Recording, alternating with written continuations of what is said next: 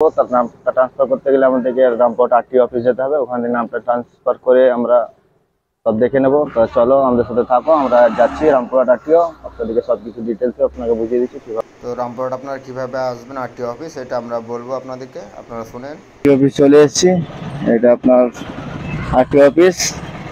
আপনারা গাড়ি নিয়ে এসে ডাইরেক্ট এইখানে ভরে দেবেন, ওই সব জায়গায় লাগাবেন না, সব জায়গায় লাগালে পরে আপনার ফাইন মেরে দেবে।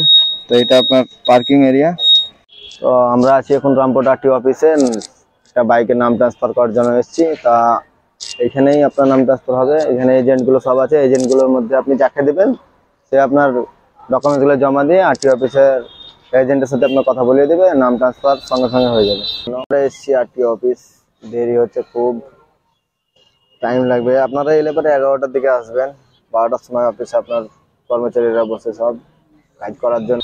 দুদিন টাইম লাগে, তবে অবশ্য আপনার হিয়ারিং করে দেবে, হিয়ারিং করে আপনার সব নাম ট্রান্সফার কমপ্লিট কাজ হয়ে যাবে, আপনাকে হিয়ারিং করে ছেড়ে দেবে।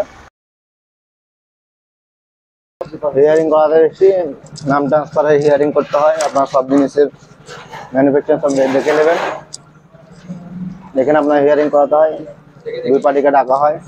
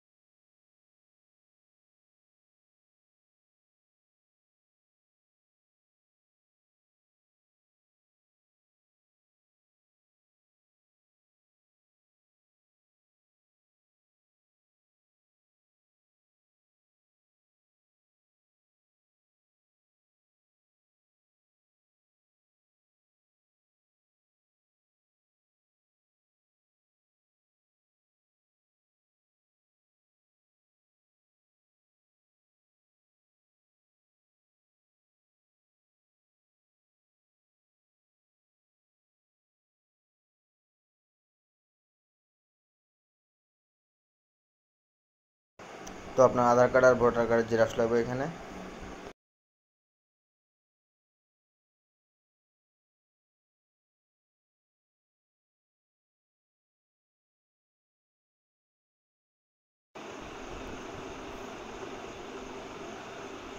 তো এই সেই জায়গা যেখানে আপনার হিয়ারিং করা হয়। তা আপনার হিয়ারিং করার জন্য কাগজপাতি সব জমা দিতে হয়, জমা দিচ্ছি আমরা দেখছি কাগজপাতি দেখার পর আপনাকে বাইরে পাঠাবে, পাঠিয়ে একটা সহি নেবে, সহি নিয়ে আপনাকে ছেড়ে দেবে।